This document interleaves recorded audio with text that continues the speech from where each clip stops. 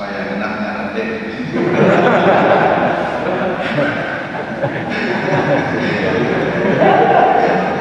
Katanya ngumpulnya ya nggak apa-apa, terusin aja sing rawas ya, jangan terganggu. Bermanfaat. Manfaatkan, ini kan fungsinya dimanfaatkan. Kan ada struktural, ada fungsional. Ini kelihatannya fungsional.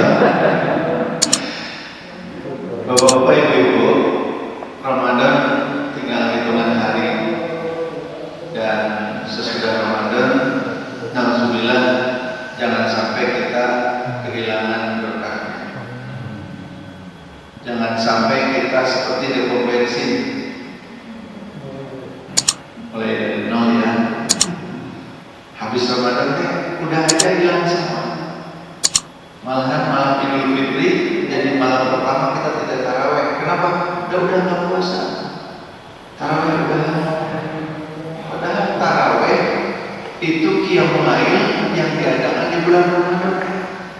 Bukan berarti hanya bulan puasa, tapi rata-rata banyak orang itu selesai puasa Idul Fitri udah mulai ke sholat malam. Karena tarawehnya udah, karena puasanya udah. Kadang-kadang juga tadarus juga udah. Kenapa agak udah nggak puasa? Insyaallah mau kembali ke nol. Sungguh tidak diharapkan demikian, karena itu menurut saya ada beberapa hal. Jadi orang kaya yang soleh atau miskin durhaka? Kaya soleh. Kalau kaya dan soleh, pilih uang banyak halal atau sedikit haram? Halal banyak. Atau kompak ya? Mendingan banyak halal. Sudah terjadi jalan, saya baca berita Bupati Bogor kena OTT. Baru kan. Masih kaya gitu, sedih Pak. Sekarang saya sudah sampai pada tahap sedih. Dulu mah kesel lihat orang korupsi, sekarang sedih, benar sedih. Saya bukan anggota partai, saya tidak, tapi lihat kasus gitu deh, apalagi bulan puasa gitu. Kalau wali kotanya di mana ya? Sampai kapan tuh ini? Saya berharap KPK bubar, karena nggak ada kerjaan, bukan dilemahkan, bubar karena integritas ASN sudah sedemikian hebat. Saya mimpi kayak di Jepang. Di Jepang itu hakim nggak pernah ada hakim yang kena kasus di Jepang. Sekali-kalinya kasus yang di Jepang satu, yaitu hakimnya melanggar aturan lalu lintas dengan tidak sengaja. Menteri Kehakiman Jepang baru menjabat berapa hari mengundurkan diri, lupa nggak lapor kelebihan biaya transportasi perjalanan dinas, lupa itu aja mengundurkan diri. Saya bermimpi ASN kita bisa seperti itu. Karena integritas tidak selalu berkaitan dengan uang yang didapat. Karena ada orang yang gajinya kecil tapi integritasnya sangat tinggi. Tapi ada yang penghasilannya banyak tapi tidak punya integritas. Ramadan adalah bulan di mana kita di betul. Karena seluruh ada dampak hal ini kelihatan nggak? Nanti filenya dibagikan, bisa dibaca-baca lagi, bisa dipakai ceramah tempat lain, ganti aja namanya. Ini kan jadi bosnya nanti kalau ada teman-teman yang mau pakai ini, boleh silakan ganti aja pemerintah. Sumber. Ada dulu di permasalahan. Jadi ada 4 hal yang harus kita perhatikan betul. Satu adalah masalah tauhid. Saum itu urusan tauhid. Eksplisit disebutkan dalam ayatnya, A'udzubillahi minasyaitonirrajim, ya ayyuhalladzina amanu kutiba alaikumusiyam. Jadi saum ini urusan tauhid, bukan urusan yang sepele. Ini masalah keimanan. Dan saum itu adalah simbol atau praktek keimanan yang sangat tinggi. Allah sampai memberikan gelar, saum itu ibadah yang pahalanya tak tertandingi. Saum itu ibadah yang gak bisa difoto. Saya umroh bisa foto, update status, bisa saum. Oh, bisa difoto lulus, tidak semua yang lulus saum. Ada juga yang lulus kalau tanggal 21 atau tanggal 25 lulus. Di tanggal 25 segar. Jadi saum ini masalah ibadah, dan ibadah itu berkaitan dengan masa keimanan. Keimanan kita kepada Allah itu ada dalam 3 konsep. 1, Allah sebagai Roh. 2, Allah sebagai Malik. 3, Allah sebagai Ilah. Roh itu apa? Kita lihat. Roh itu ada 3 penjelasannya. Allah sebagai Roh itu pertama pencipta, yang kedua pemelihara, yang ketiga pendidik.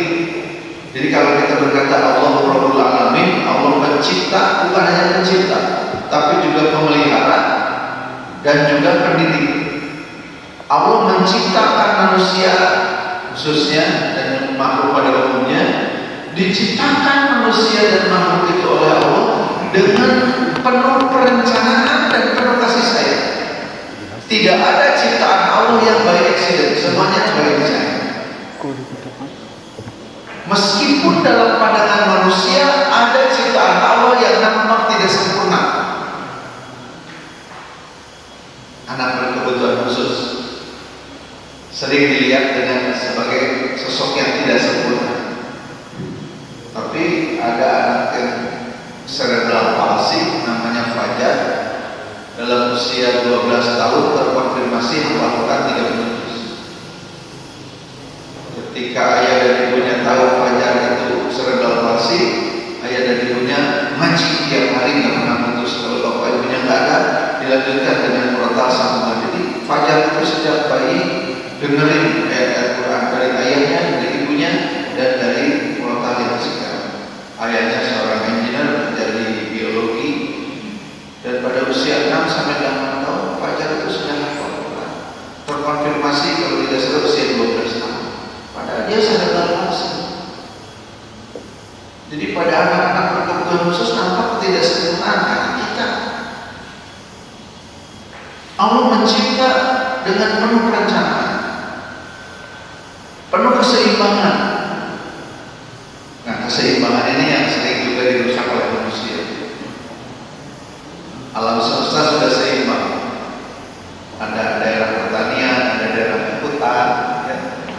Tapi kemudian kita lihat kerusakan lingkungan yang luar biasa. Hutan yang multikultur dirubah jadi monokultur. Hutan di Sumatera dan Kalimantan jadi kebun sawit. Itu sebenarnya kerusakan lingkungan yang hebat. Sawit itu mengkonsumsi air sangat banyak. Satu pohon itu bisa berapa puluh liter sehari. Maka terjadi penggurunan. Hutan berubah menjadi gurun. Karena Allah, bukan karena manusia yang tidak menjalankan konsep keseimbangan. Allah mencipta dengan penuh keseimbangan dan penuh kasih.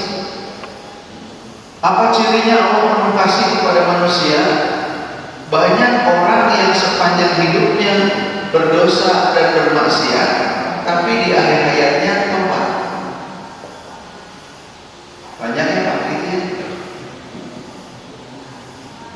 Saya cerita, tapi kalau ini rahasia keluarga ya jangan dibejakan kawan. Ini cerita keluarga. Saya punya kakak ipar. Kakak ipar saya baru meninggal bulan Maret kemarin, awal Maret. Semoga Allah memberikan kepadanya tempat yang mulia di alam barzakh. Amin. Kakak ipar saya ini ketika saya masih di Bandung, saya tahu kakak ipar saya tidak salah, tapi ngajarin sholat ke anaknya keras.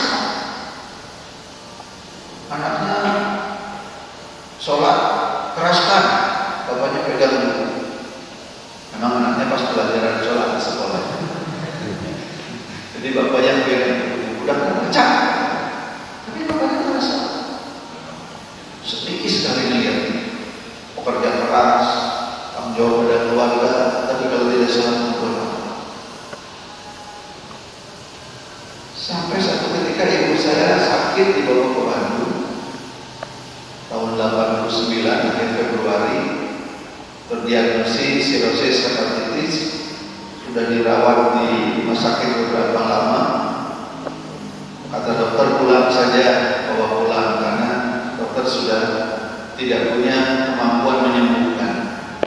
Paling bertahan beberapa bulan daripada di rumah sakit biaya besar. Kebetulan kakak saya seorang perawat, susah bawa pulang aja rawat di rumah. Dirawat di rumah kakak saya yang suaminya tidak sholat. Sudah berbagai cara diajar. Ketika ibu ada di rumah dan kelihatan kondisinya semakin menurun, satu malam kakak saya terbangun, kaget lihat ada yang sholat di kamar. Dia pegang, suami nggak ada, siapa yang sholat? Dilihat, suaminya sholat. Ditungguin dengan penuh rasa bahagia. Beres suaminya sholat, kakak saya bilang, Mas, sholat? Iya deh. Kenapa? Lihat ibu sakit, sakitnya makin berat. Saya kok jadi takut mati. Coba-coba ya. Diberikan, dihadirkan mertua yang sakit di rumah dan ngedrop. Lihat mertua sakit berat dan rumah sakit dipulangkan. Saya takut mati. Dia ternyata bisa baca sholat yang apa, udah suka ngajari kan. Tapi praktek sholat tidak. Bayangkan, puluh-puluh tahun tidak sholat, mertua sakit, dia kemudian sholat, tidak lama kemudian pergi haji, dan sesudah itu menjadi ahli masjid. Hari-hari terakhir sakit juga tetap ke masjid. Sampai kata saya periksa itu, kok badannya kayaknya katanya nggak nyaman berhari-hari. Ketika diperiksa, ternyata dites positif COVID. Langsung masuk rumah sakit, dalam hitungan hari wafat. Bukankah akhir hidup yang indah? Sedang jadi ahli masjid, tukang ibadah, wafat karena COVID, karena wabah. Wafat karena wabah itu kalau orangnya orang soleh, setara dengan orang yang syahid.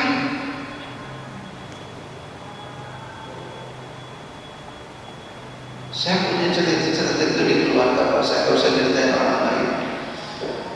Mertua saya juga sama. Mertua saya itu orang Bali, Brahmana kastanya, namanya Ida Bagus Nyomanura. Kami pernah bareng-bareng ke Bali, baru nikah, punya anak dua. Kata bapak, yuk kita ke kampung. Itu mertua saya datang, kami datang ke kampung. Kampungnya itu di bawah Pulau Besaki. Itu orang kampung sujud, Pak. Sujud di pinggir jalan. Jadi ketika kami datang, orang kampung sujud semuanya. Ini tidak bagus datang. Nah, persoalannya mertua saya sudah masuk Islam dari tahun 60, tapi orang masih menyanggapnya sebagai seorang keturunan Brahmana. Ketika saya menikahi putrinya tahun 88, saya baru tahu bahwa apa saya nyebutnya apa enggak salah. Saya bilang guys, saya bilang apa teh gimana? Iya dan gimana? Suka diajarin, suka. Gimana responnya? Senyum. Ibu gimana bu? Ya gitu katanya, susah kok. Saya ngajar, nggak bisa keras-keras, minatku bisa dipecat. Gimana caranya? Bikin pengajian berjamaah. Bapak tengirin. Sampai Idul Fitri, Idul Adha yang ikut. Kan ada orang yang sholat tarawih tapi Idul Fitri mampang giliran telat, ada salah, ada orang yang terlambat Idul Fitri teh, dia kelapa, masih lupa, tenang. Dari Idul Fitri masalah dulu pada lupa, dia bilang masih lupa. Kalau beres sempat aku balas.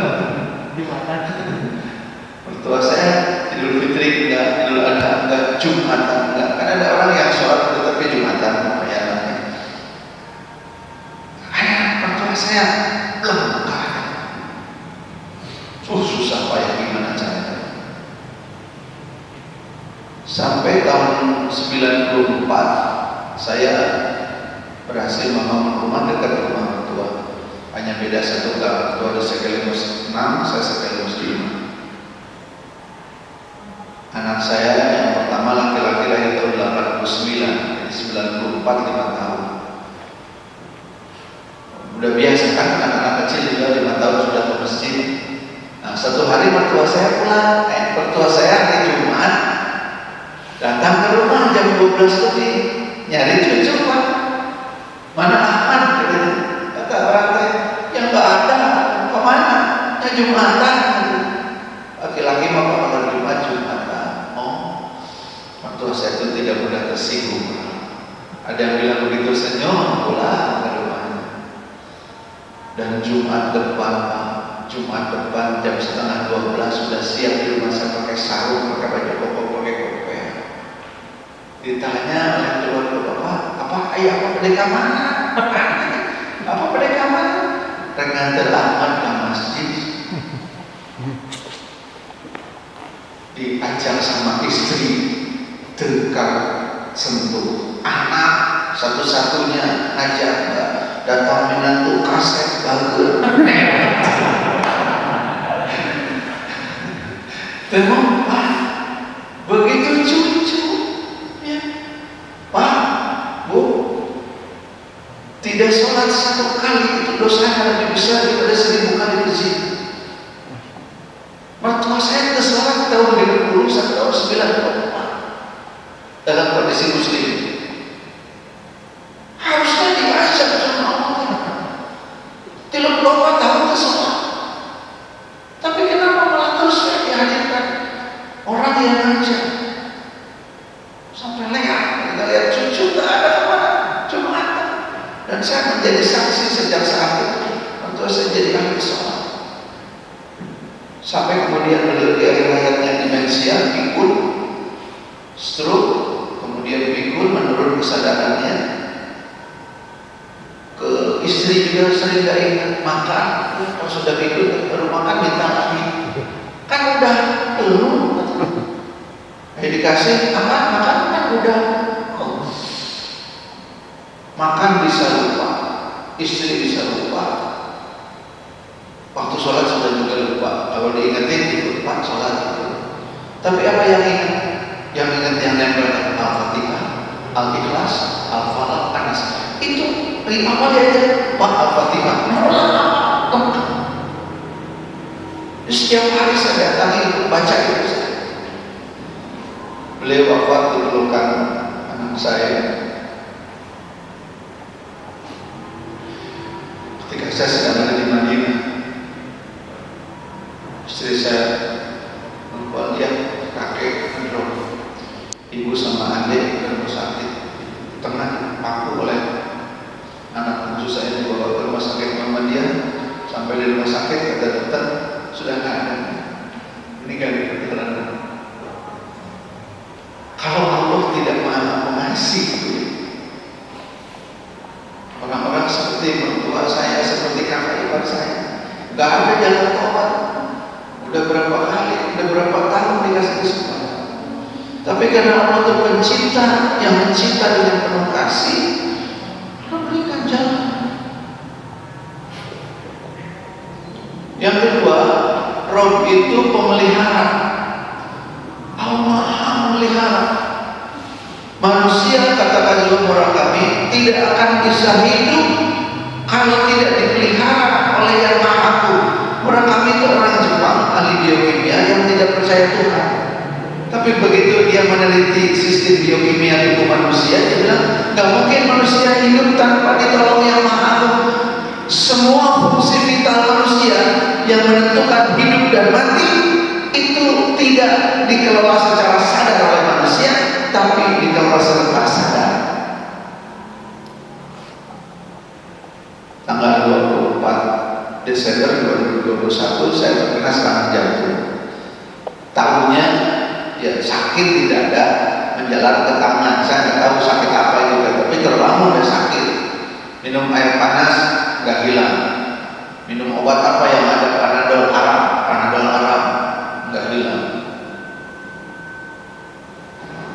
Minum apa, inhaler nggak hilang juga. Akhirnya buka aplikasi, kata Halodoc, kalau dada terasa nyeri menjalar ke punggung atau ke tangan, itu gejala serangan jantung. Wah, saya nggak mau ambil resiko. Saya WA kawan saya, Dr. Budi Setiawan, Direktur Edelweiss, kata Dr. Budi, segera aja ke rumah sakit. Tapi saya asal nanti dulu mau pengajian, tahan lagi gitu. Kan kalau meninggal sedang pengajian nanti viral kayak Monoden. Atau kalau di pengajian masih lolos, nanti Jumat siangnya lupa di Darut Tauhid, bakal lebih ramai lagi. Kalau meninggal sedang beristighfar. Kalaupun saya mati begitu, bukan mati syahid, mati viral. Kalau mati viral mah belum tentu mati syahid. Udah niat duluan.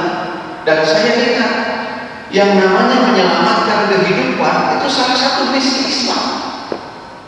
Salah satu misi Islam itu menyelamatkan kehidupan. Maka dalam agama kita, kalau ada orang yang kelaparan dan hampir mati, yang ada makanannya bangkai, padahal bangkai itu haram, tapi kalau dia tidak makan bangkai dia mati, bangkainya jadi haram.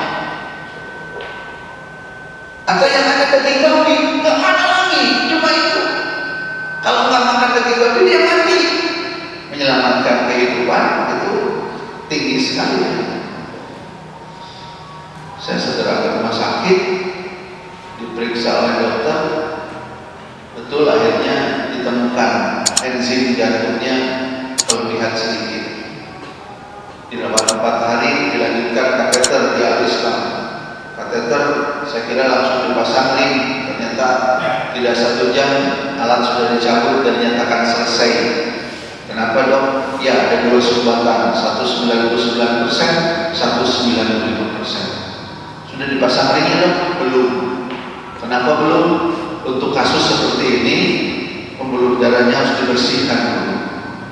Dan nanti dipasang ring jantung supaya efektif. Dan untuk tindakan itu tidak bisa dialihkan, Bapak harus dirujuk ke Hasan Sadikin. Jadi saya Desember terkena serangan, Januari kateter, Februari saya mendapat tindakan memasang ring jantung. Berapa lama pemasangan ringnya? 2 jam. Yang lama membersihkan, sadar 100%. Dengar dokter teh ngobrol. Ini gimana nih teh? Belokan, baik dorong macam maju mana? Dokternya ini nggak mau maju, kata dokter Denny, tarik dulu berapa? Tarik dulu, tuh kan jadi maju. Dia lihat pertandingan Manchester City lawan Liverpool. 2 jam dipasang, dibersihin, cetak, terasa, cetak. Dok, tadi apa bunyi-bunyi gitu? Itu dikirim balon-balon berpisau ke dokter Denny untuk membersihkan pembuluh darah jantung saya dari tumpukan kolesterol yang sudah menang dan sudah dibersihkan. 1 ring dipasang, 1 lagi bulan Mei karena BPJS harus jalan 3 bulan ya. Kalau nggak 3 bulan nanti dilancas. Bulan Mei sudah lebaran, saya akan masuk rumah sakit, dipasang 1 lagi. Pak, Bu, itu baru ngurus 2 pembuluh darah jantung. Kalau nggak pakai BPJS saya harus bayar sampai 120 juta. Tapi karena pakai BPJS saya pakai ya, nggak bayar duluan. Ya. Istri saya ASN baru pensiun, selama aktif tidak pernah dipakai, pas pensiun yang pakai suaminya. Alhamdulillah istri saya sehat. Karena istri saya ASN, dia membayar dan dipotong. Bapak-bapak, ibu-ibu mendingan sehat aja ya. Si Rido kalau dipotong untuk kartu kesehatan, askes, si Rido jangan pakai berpikir, ayo ini potongan pakai pakai. Jangan berpikir begitu. Saya dengan istri saya juga ikhlas itu sebetulnya nggak pakai. Tapi kemarin kata dokter, pakai askes, pakai BPJS. Kenapa? Mahal kata dokter. Kalau kamu dia punya uang, mahal jangan. Untuk ribet dok, untuk saya jamin itu ribet. Atau puskesmas rujukan ke rumah sakit tipe C, dirujuk ke tipe B, dari tipe B dirujuk ke Al-Islam, semuanya sudah pakai aplikasi dan semuanya sudah online. Yang antri sedikit mah biasa ya. Yang nggak pakai BPJS sudah naik mobil di Jatinangor ngantri. Jadi Bapak Ibu sekalian, Allah itu Maha memelihara. Kita kalau nggak dipelihara oleh Allah, repot. Begitu hebatnya memelihara Allah. Semua hidup kita dipelihara oleh Allah. Dan Allah Maha pendidik. Kadang-kadang kita merencanakan itu sudah sangat hebat, sudah bagus. Kan katanya kalau perencanaan dengan baik itu sebab pekerjaan selesai.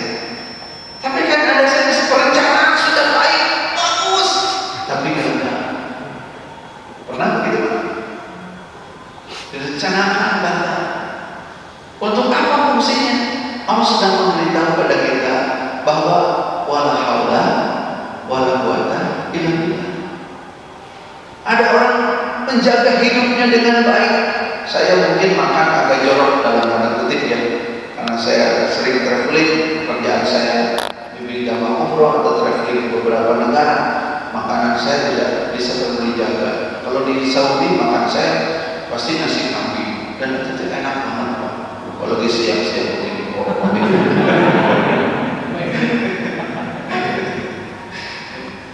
Ada nasi kambing bisa tempat di Hadrat, wah enak sekali. Nasi mandi dengan kambing muda itu gurih, masya Allah. Tapi kawan saya ada yang healthy living, organic non pesticide, dan beliau seorang yang olahraganya hebat. Rumahnya di Cimahi, kalau hari Ahad pagi, sarapan paginya sepedahan Cimahi Lembang bolak-balik ke sana. Berarti olahraganya hebat, makanannya terjaga. Kalau sepedahan sedang pulang kampung juga harus sampai ke Gunung Guntur gitu, ketemu harimau segala dia bisa sepedahan. Sampai begitu gitu. Satu ketika istrinya bilang, "Kang, tengok si Akang di rumah sakit." Kenapa? Ternyata sumbatan di jantungnya bukan 2, 7. Dia bilang ke dokter, "Kenapa? Emang kenapa?" Kata dokter, "Saya kan olahraga." Itu sekolah olahraga kenapa? Kata dokter. Kenapa tersumbat juga? Ya tersumbat gitu. Ya tapi kenapa? Ya nggak kenapa-kenapa udah tersumbat. Kenapa saya baru ketahuan 7? Karena Bapak olahragawan. Karena Bapak jantungnya terlatih dengan baik. Kalau ada sumbatan teh, si jantungnya bikin cabang-cabang alternatif jalan-jalan tikus. Tapi yang ini tetap mantap, tapi dia bikin jalan. Kalau saya bukan olahragawan, 2 juga sudah terasa. Nah, yang olahragawan langsung bekerja hebat sekali. Maka ini ada 1 bikin cabang, 2 bikin cabang, nggak terasa.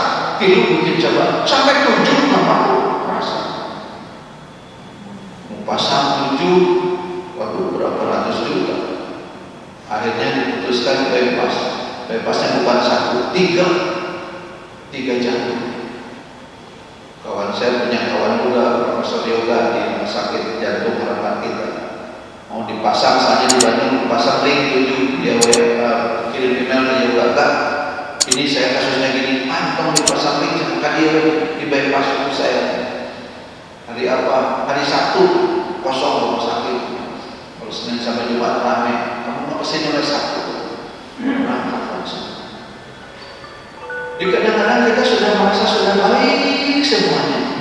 Ada ujian, sesuatu yang kita tidak mudah. Dan dalam hidup tidak selalu berjalan seperti yang kita bayangkan.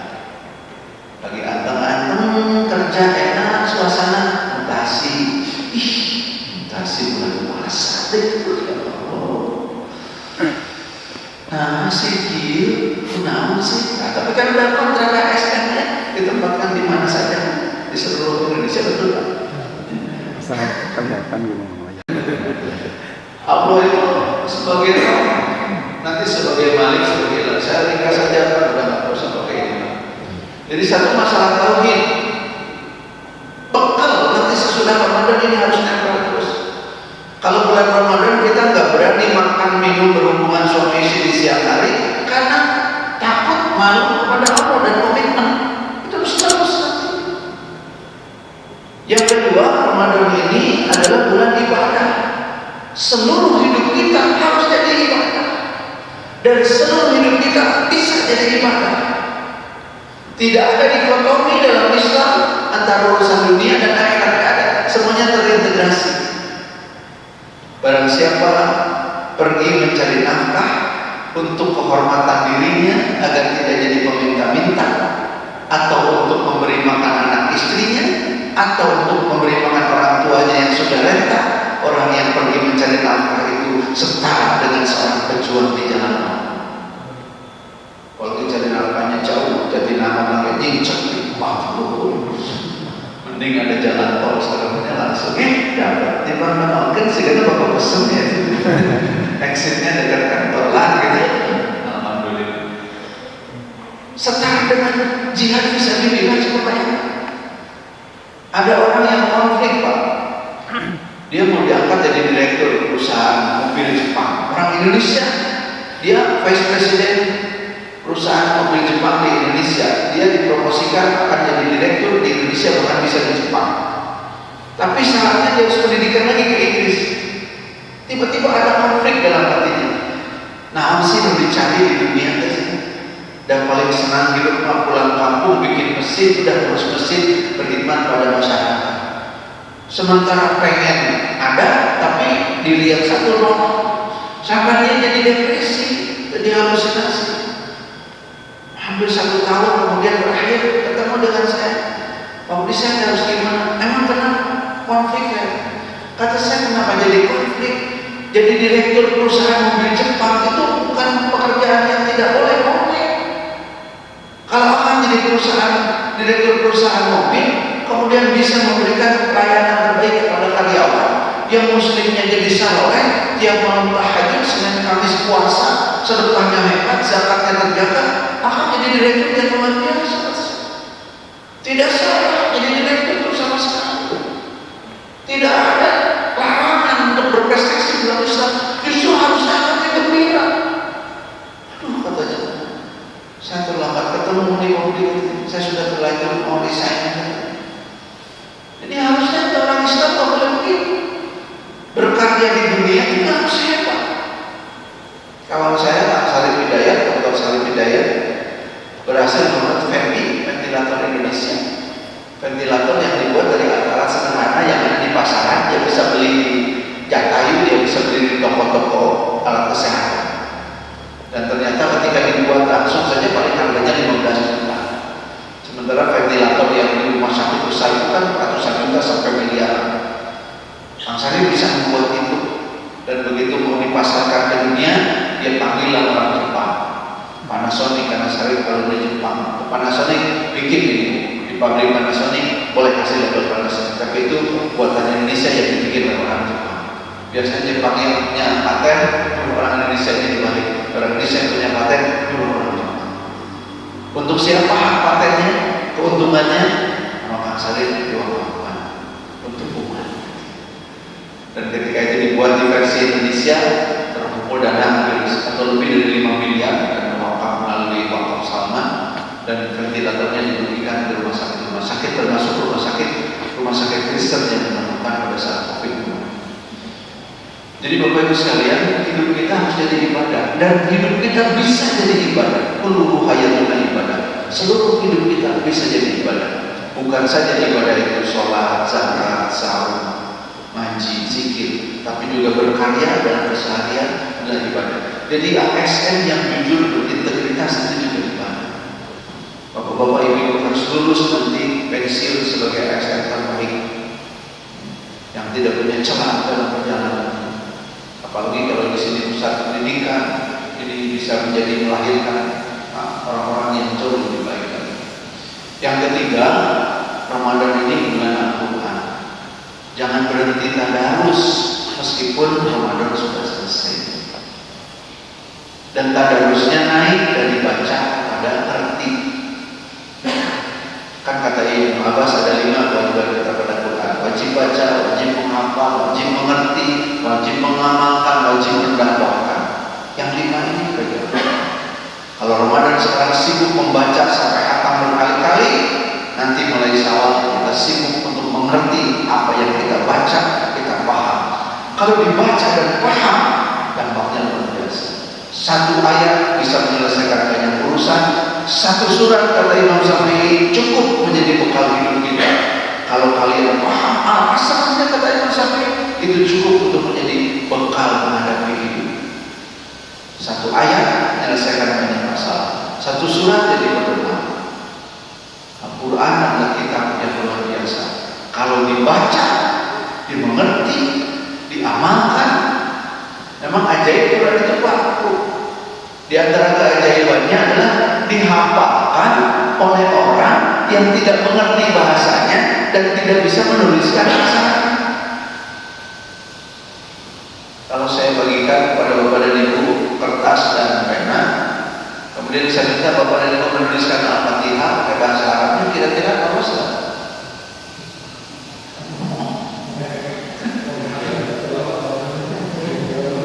Ada yang bisa, tapi tidak mungkin 100% biasanya. Ada dosen Politeknik Swiss, Ustaz Abdul Latif Aziz, hari pertama pelajaran agama itu adalah muridnya keluarkan kertas, lembar, pena, tulis Al-Fatihah dalam bahasa Arabnya dan artinya. Medan semua. Yang bisa langsung lulus, yang bisa langsung dapat A. Al-Fatihah dalam bahasa Arabnya dan artinya kamu dapat A. Tapi tidak ada. Ada juga yang masukkan transliterasi. Ya. Alhamdulillahirabbil alamin. Bahasa Arabnya. Memang itu keajaibannya salah satunya itu. Dibaca, dihafal oleh orang yang nggak ngerti dan nggak bisa nulis bahasanya. Di satu sisi keajaiban, sisi lain ini problem kita. Al-Quran yang dibaca tapi tidak ngerti. Kadang-kadang disalahpahami. Ada mahasiswa sedang ospek waktu itu, saya ngisi renungan, begitu saya datang tiba-tiba ada yang membopong satu sumpah. Udah gitu panitia yang lain datang kepada saya ngasih Quran, apa ini? Quran itu yang kesurupan, keseringan nonton sinetron karena saudara Quran yang jadi obat-obat kesurupan. Sesudah Ramadan PR kita adalah bagaimana kita lebih akrab dengan Al-Quran. Bapak-bapak, ibu-ibu punya anak, tentu ingin anaknya juga jadi ahli Quran. Mulai dari diri kita memberikan contoh. Dan yang terakhir, yang keempat, Ramadan ini bulan di mana kita diajarkan untuk merasakan kebahagiaan. Eksplisit disebutkan orang yang saum sudah tertua kebahagiaan ketika berbuka dan nanti ketika berjumpa dengan Allah. Ayatnya juga disebutkan jelas. Di tengah-tengah ayat tentang saum ada Al-Baqarah 186 bunyinya wa idza sa'alaka ibadi anni fa inni qarib. Apabila hamba-hambaku bertanya kepada wahai Muhammad tentang aku, katakan aku dekat. Merasa ada dekat dengan Allah dan membuat kita tidak kesepian, itu obat bicara untuk menjadi bahagia. Karena manusia bisa menderita kalau merasa kesepian. Teman banyak tapi tidak ada yang akrab. Teman banyak tapi kalau punya masalah ada yang datang mengeluarkan tangan. Hati-hati kalau ada teman sakit, ya, jangan cuma kirim doa di grup WhatsApp. Syafakallah, syafakillah, apa kita? Kalau sakit kena terbaca, kita tergeling. Kita nengok enggak? Padahal menengok orang sakit, ketika duduk di dekat orang sakit, kita ada di pesona Taman Surga. Nanti meninggalkan yang sakit, habis menengok orang sakit, kita diiringi 70.000 malaikat yang mendoakan kita. Kalau nengoknya sore didoakan sampai pagi, kalau nengoknya pagi didoakan dari pagi sampai sore. 70.000 malaikat mendoakan orang-orang yang menjemput orang-orang yang sakit. Saum mengajarkan kepada kita untuk belajar bahagia. Hidup perlu harta, tapi segelas air, 3 butir kurma dan semangkuk kolak rasanya sudah cukup menyelesaikan dahaga kita seharian. Saum mengajarkan belajar bahagia. Ya tambah buat apa bala-bala sebagainya. Diprotes bala-bala tersebut. Dia sudah dikasih bala-bala keju dan cahu atau kolak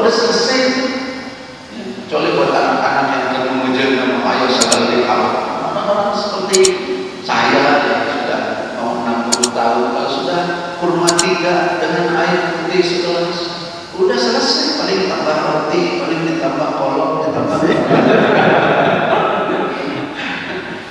udah kebanyakan, udah gak bisa masuk. Tunggu, perlu waktu.